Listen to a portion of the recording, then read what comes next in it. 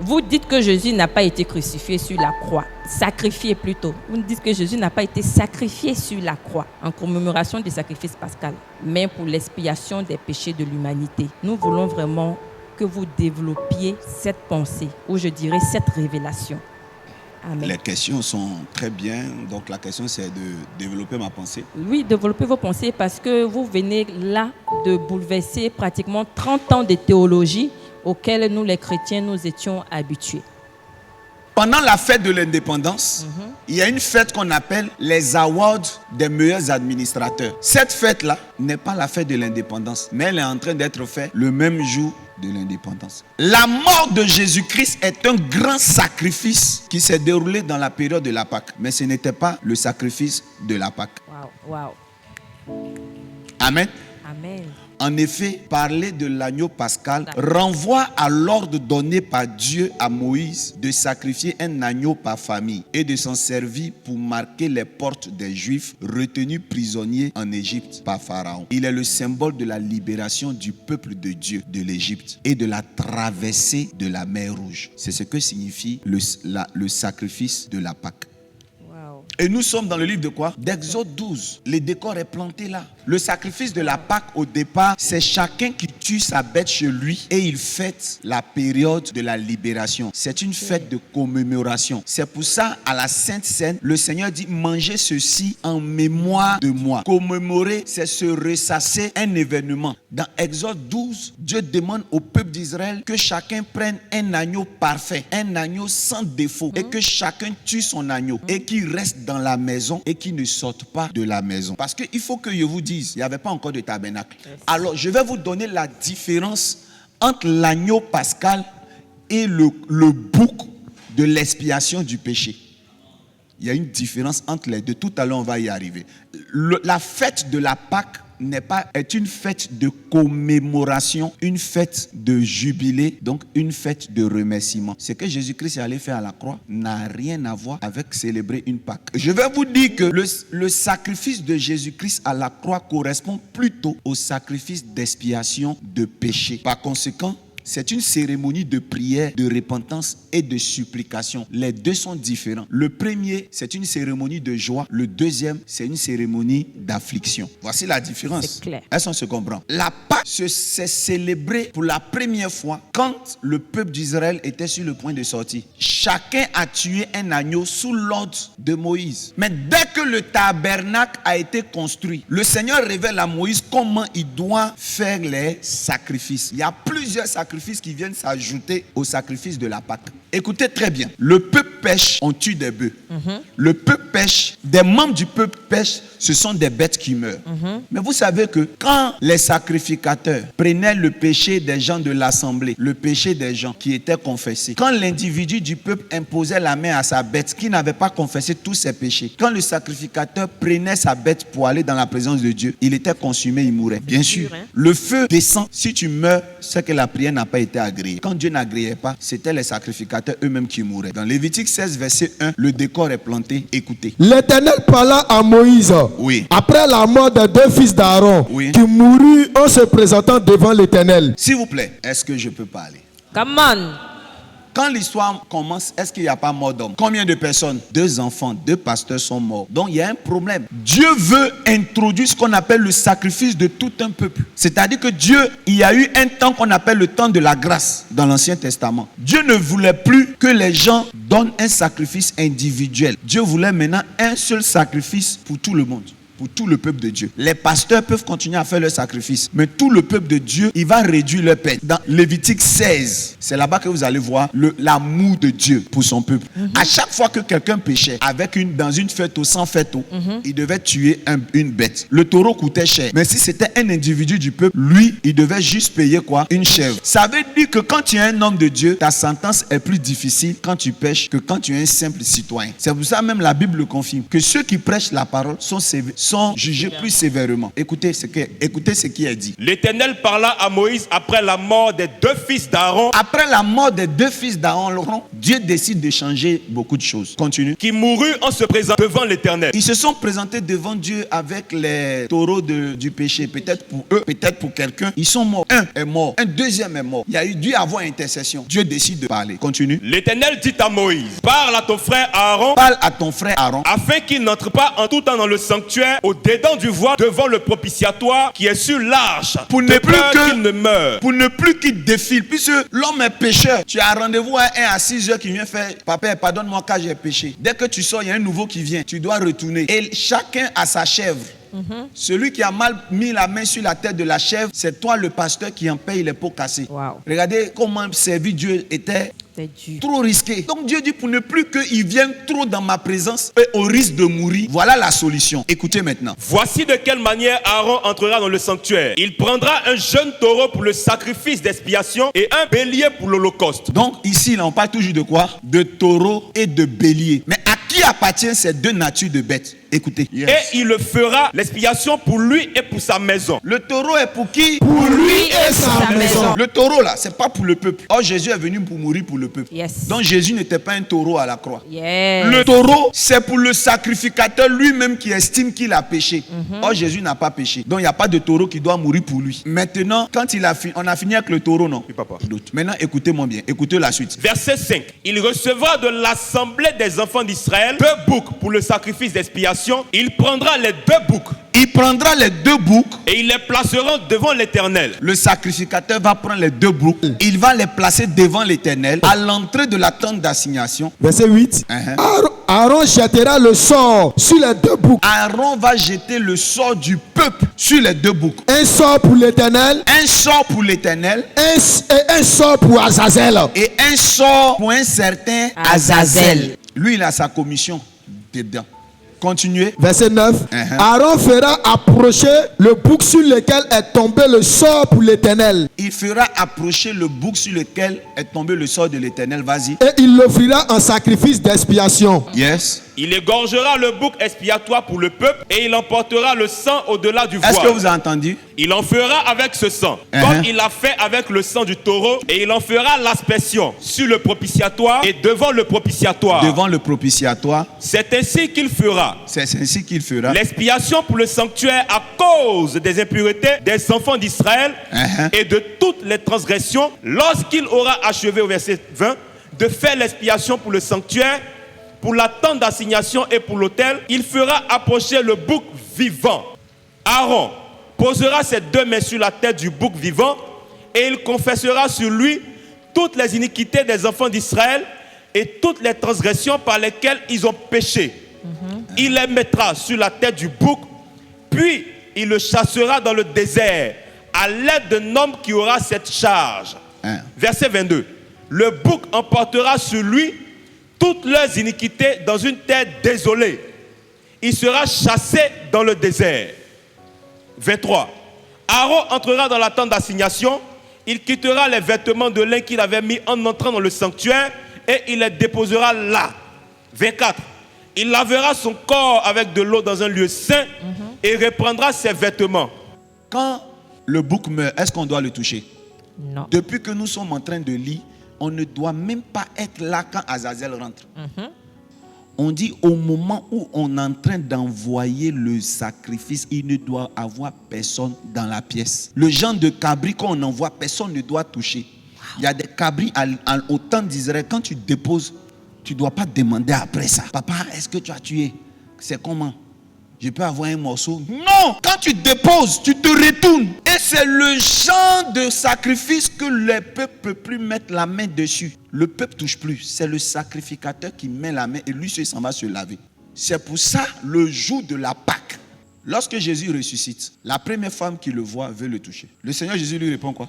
Ne me touche pas. Il a dit quoi? Ne me touche pas. Azazel ne doit pas être touché jusqu'à ce qu'il soit enlevé. Azazel, on ne doit pas le toucher. Donc, le sacrifice que Jésus faisait, était en train de commencer à faire à la croix, n'était pas le sacrifice de la Pâque. Il était en train de se produire la cérémonie d'expiation du péché. Jésus-Christ était en train de jouer le rôle de la famille des biquets, des cabris. Amen. La famille des caprinés ou des caprins. Quand Jésus-Christ décide de sauver l'humanité, il prend la place du pécheur. Et remarquez très bien quand on revient dans Lévitique, on dit on mettra le sort sur l'un des boucs. Dis amen bien fort. Amen. On mettra le sort sur les boucs. Dis avec moi le sort. Le sort. Nous allons lire maintenant Jean 18, verset 40. Vous allez voir comment le sort a été mis sur Jésus. Voilà comment on juge le sort d'Azazel et des deux boucs. Vas-y. Jean 18, verset 40. Uh-huh. Alors de nouveau tous s'écrièrent, Oui. non pas lui, mais Barabbas. Or Barabbas était un brigand. Avant la croix, on a demandé entre Barabbas et Jésus sur qui doit tomber le sort. C'est ce qu'on appelle un tirage au sort. Voilà comment Jésus est le bouc, parce qu'il a été tiré au... Au sort. Donc il y a une différence entre le bouc et l'agneau. C'est vrai. Sur l'agneau, il n'y a pas de sort qu'on dépose sur lui. L'agneau est sans défaut et on va y arriver pour le sans défaut. Mais pour l'instant, on parle du bouc encore. Parce que le bouc est le symbole du péché. Matthieu 25, verset 33. Matthieu 25, le verset 33, je lis la parole du Seigneur. Et il mettra les brebis à droite Yes. et les boucs à sa gauche. Verset 41. Verset 41. Ensuite, il dira à ceux qui seront à sa gauche, Oui. retirez-vous de moi, Retirez-vous de moi. maudits, Maudit. allez dans le feu éternel. Dis amen. Qui a compris? Les brebis sont où ça? À droite. Et les boucs où? À sa gauche. C'est quand Jésus parlait du jugement. Il dit quand le jugement va commencer, les boucs seront où ça? À sa gauche. Donc le bouc est le symbole du péché. Or la Bible dit qu'il s'est fait quoi? Pécheur. Donc comme il se fait pécheur, entre un agneau et un bouc, il doit avoir l'apparence de qui? Du bouc, quoi. Donc Jésus-Christ, pour le péché, n'est pas l'agneau, il est le bouc. Aïe, aïe, aïe, aïe, aïe, aïe, aïe, aïe, aïe, aïe. Deuxième, il est suggéré que la bête apte pour un sacrifice de ce genre ne doit pas être laide quand il s'agit de l'agneau pascal. Et je dis, elle doit être sans défaut, sans tache. Mais Jésus-Christ était laid. Avant d'arriver à la croix, il était blessé. Or, Jésus avait trop été blessé, trop brisé pour être ici la métaphore de l'agneau pascal. On ne choisit pas une bête qui n'a pas un aspect qui plaît pour faire le sacrifice pascal. Allez sur YouTube, tapez les critères pour qu'un animal soit halal, ou bien les critères chez les juifs pour que le sacrifice réussisse. Votre bête ne doit pas être stressée. Quand tu égorges la bête ne doit pas donner le sentiment qu'il est effrayé, qu'il pleure. Donc du coup, quand tu es en train de quitter chez toi pour venir avec l'agneau chez le sacrificateur, tu dois le porter, tu dois le caresser pour aller le tuer. Wow. L'agneau, celui qui le prend, ne doit pas le tirer à la corde pour ne pas que l'agneau soit étranglé. On ne tire pas un agneau à la corde. Un agneau ne doit pas stresser. Tu ne dois pas le tirer, tu ne dois pas le stresser. C'est ça Isaac. Abraham prend Isaac pour partir sans le forcer. Parce que s'il le force, ce n'est plus un sacrifice de degré. C'est ça l'agneau. Ça, c'est clair. Lorsque vous lisez Ésaïe, c'est la Bible en miniature. Ésaïe contient combien de chapitres? 66 chapitres. La Bible a combien de livres? 66 livres. Le début d'Ésaïe, c'est la Genèse. Il vous parle des anges, de la naissance du monde, tout ça. Lisez bien Ésaïe. Maintenant, vous voyez très bien que Ésaïe parle du Nouveau Testament. C'est le cas d'Ésaïe 53. Lisez et vous allez voir. Ésaïe chapitre 53, verset 1. Oui. Qui a cru à ce qui nous était annoncé? Oui. Qui a reconnu le bras de l'Éternel? Verset 2. Il s'est élevé devant lui comme une faible plante, comme un rejeton qui sort d'une terre desséchée. Il n'avait ni beauté, Yes. ni éclat pour attirer nos regards. Yes. Et son aspect n'avait rien pour nous plaire. Son aspect n'avait quoi? Rien pour nous plaire. Reprends la partie. Il n'avait ni beauté, ni éclat pour attirer nos regards. Et son aspect n'avait rien pour nous plaire. Or, l'agneau doit être comment? Ce sera un agneau sans défaut. Exode 12, verset 5. Être sans défaut, sujet que tu plais. Est-ce que l'animal blessé, est-ce que c'est lui qu'on sacrifie pour manger? Est-ce qu'on prend un sacrifice blessé pour action de grâce? Non. Lévitique 22, verset 20. Vous n'en offrirez aucune qui ait un défaut, car elle ne serait pas agréée. Il y a une grande différence entre l'agneau et le bouc. L'agneau doit être sans défaut. C'est vrai. Le bouc peut être laid. Ça, c'est deux choses différentes. Alors, est-ce que tu aimes l'évangile? Yes. L'évangile n'est pas compliqué quand il est expliqué par un spécialiste. Amen. Et nous en avons un ce soir. Donc, hypnotisant. plusieurs chrétiens ne le savaient pas. Jusqu'au jour d'aujourd'hui, plusieurs chrétiens pensent que c'est l'agneau pascal qui était à la croix. Non, C'est vrai.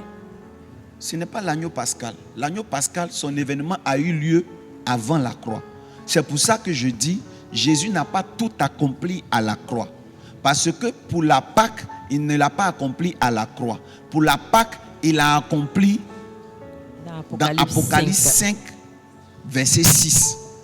Pour nos péchés, il a accompli à la croix. Donc le tout est accompli là. C'est l'addition de l'expiation du péché plus l'agneau pascal, plus d'autres sacrifices. C'est ça qui est, tout est accompli. C'est-à-dire que papa, si j'ajoute mon sacrifice à la si j'ajoute mon passage à la croix à ce que j'ai déjà fait au ciel, tout s'est accompli. Amen.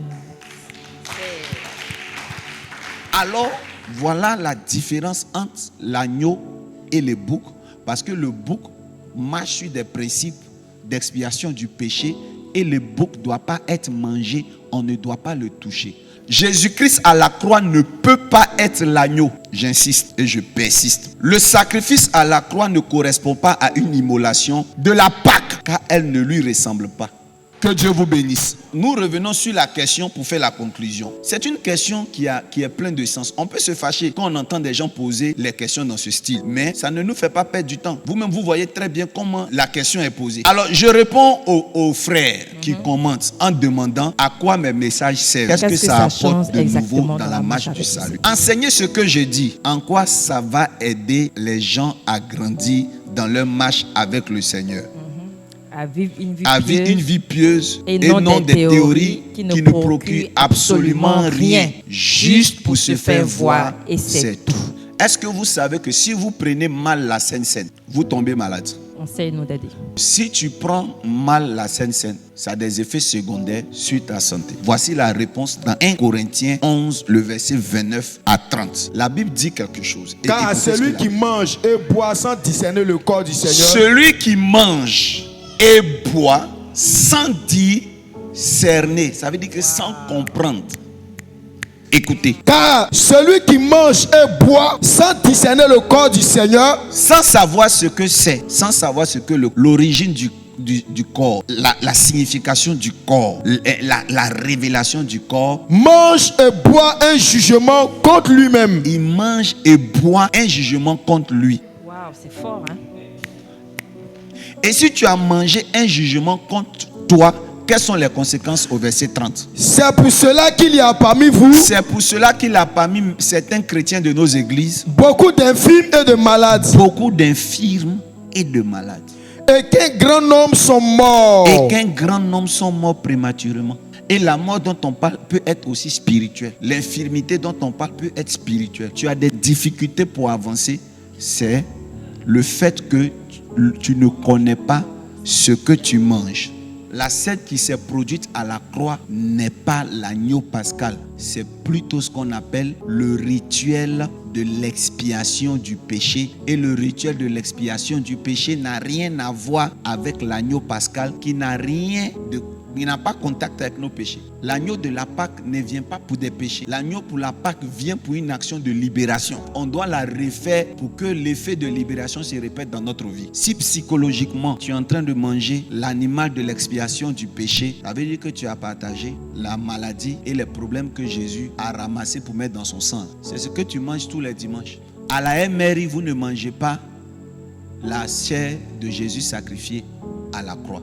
Vous mangez la chair de Jésus sacrifié dans Apocalypse 5, verset 6. On acclame le Seigneur pour ça. Yes, amen, amen. À partir d'aujourd'hui, si en mangeant la Sainte Seine, vous aviez cru que c'est Azazel que vous mangez, c'est pour ça que vous avez toujours des problèmes. C'est pour ça que tu es toujours malade. Parce que celui qui touche Azazel à nouveau reprend tous les problèmes qu'Azazel a pris. 1 milliard de paroissiens, 1 milliard de chrétiens dans le monde attirent un jugement contre eux parce qu'ils n'ont personne pour leur expliquer c'est quoi ce qu'ils mangent. Où est donc l'inutilité de ma prédication? Où est ma mauvaise démarche? Il n'y en a pas. que de vous expliquer c'est quoi la Sainte Seine et de vous situer la Sainte Seine dans son contexte. Prendre 1000 fois la Sainte Seine, prendre régulièrement la Sainte Seine tous les dimanches sans discernement est plus mauvais que ne jamais prendre la Sainte Seine. Wow. Prendre tous les dimanches la communion sans savoir ce que tu manges est nocif pour ta vie chrétienne. Donc celui qui prend la Sainte Seine une fois dans l'année et qui sait ce qu'il est en train de prendre est mieux que celui qui prend la Sainte Seine tous les dimanches sans savoir ce qu'il prend, même s'il est pasteur. Donc voilà le but et l'utilité et la vision de ma prédication pascale ce dimanche. Wow. Oui, Papa Daddy, vraiment merci beaucoup d'avoir accepté notre invitation. Ça montre le souci que vous avez de réellement nous apprendre la parole de Dieu et nous instruire véritablement. Et en cela, nous vous disons encore un grand merci.